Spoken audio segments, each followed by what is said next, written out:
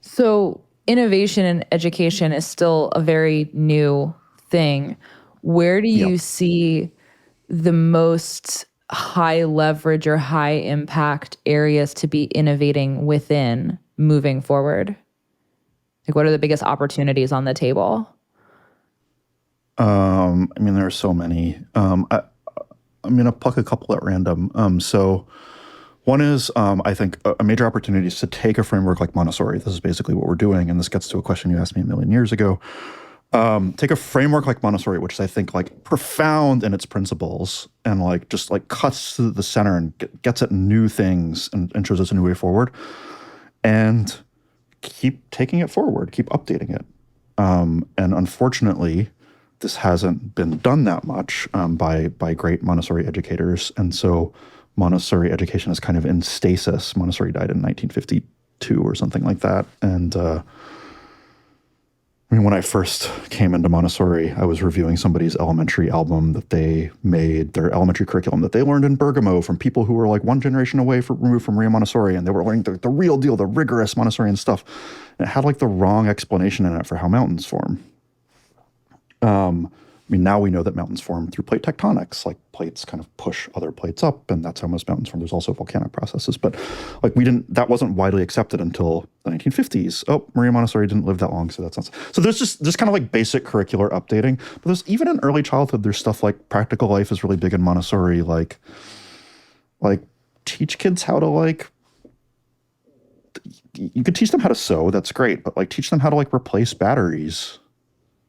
Like, there's a million things like that should be like, I mean, the things that I have on my wall at home are basically things that I think should be in the Montessori curriculum or classroom. Like, children should learn how to use tools from a very young age, and this should be integrated into what they do. So just kind of keep it going forward, keep like really update the curriculum, take the curriculum into middle school and high school, which is something that nobody's really done in a systematic way. So but still kind of keeping with Montessori principles. So that's one thing, is just take a good framework. I think Montessori is the best framework, and like develop it, expand it. Like the hard part's been done. Like somebody, like she cured cancer, and now you just have to figure out like how it applies to all these different areas. Like, like that's how I think about Montessori. It's like you've got the fire of the gods. So how do you expand it? How do you make that fire burn brighter and hotter and in more places?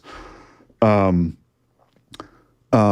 there's other things too. There's like very particular things. So I'll just name a couple. So one is the internet is amazing. It's amazing for learners. But it also kind of sucks. So it's the promise of it is amazing. The kind of the best use cases and the promise of the internet is like the best content on every single subject at your fingertips for every age at any time. All the knowledge, not just all the knowledge available to human beings, but all the kind of like pedagogical expertise available to human beings kind of condensed down.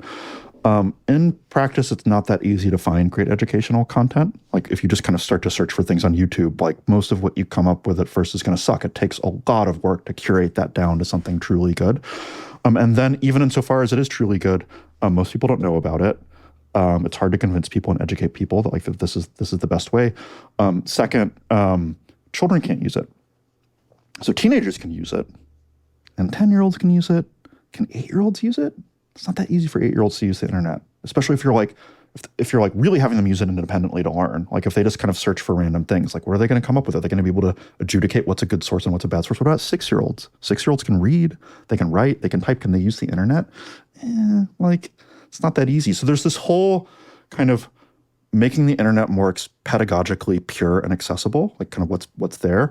And then there's making children better able to use the internet independently.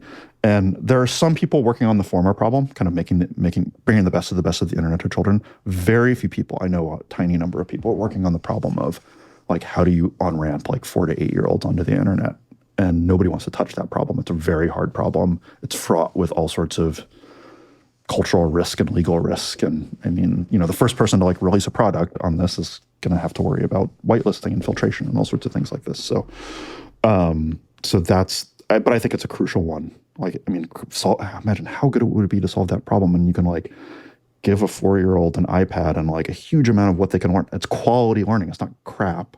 It's not like the random Coco Melon stuff that they find on YouTube. It's like really like, oh my God, this like 5-year-old is like knows more about Russian history than I do all of a sudden. Like that's the future. It just hasn't happened yet. AI related to that, I think has a lot of promise. High school students are using AI now extensively for tutoring, like as a tutor, without very many products being released to help them. And it's good. Like good high school students can use it as a good tutor. Like, oh, I took PC calculus last year, AB calculus last year, and now I'm taking PC and I can't remember. Can you just give me like a study guide and problem sets and like walk me through it and check my work? And you can just use AI to do that. It's amazing. But middle school students, it's not as easy. It's like tricky to use. So all these things need to be kind of brought to the masses and kind of made more accessible and user friendly. That's a huge class of things. So maybe I could just pause there. So one is taking educational principles forward, and the other is like making technology, the actual promise of ed tech, which I think has just flopped largely. Yeah. Why do you think it's flopped? Expound on that. I mean, it's just, there's the reasons, but one is just, I think it like just observably it has flopped. So what are the great ed tech companies out there? Name 10. Duolingo. I mean, if you kind of work in traditional education, you'll know things like IXL and LMSs like Canvas and things like that. They're okay. I mean, some of these companies are perfectly good.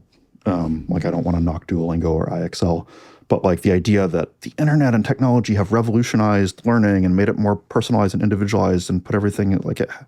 I mean, the best educational technology out there is like YouTube and Wikipedia. Like it's not ed tech. It's just tech. It's just learning tech or content tech. And those things are great, but they're not optimized for education. Yeah, the internet's definitely it's revolutionized the potential of what can be built, the possibilities at our fingertips. And it's definitely like if you know how to use the internet well, it's changed everything about learning. Like I am very much a product of the internet age. Like my high school experience was almost exclusively on the internet in a very self-directed manner. And it was a combination of like using the library, but ordering things that I'd found through the internet to find, to get access to like recorded courses from the teaching company or something, and then supplementing with tons of stuff on YouTube and depositories of classic books like Project Gutenberg to read the classics when I was in high school, and finding like science videos and cadaver dissections, like weird things down different rabbit holes of YouTube, and finding like there's going through Wikipedia and then finding sources and using the internet to unlock other rabbit holes with the things I was interested in. Like there's like that was my high school experience, and it was awesome.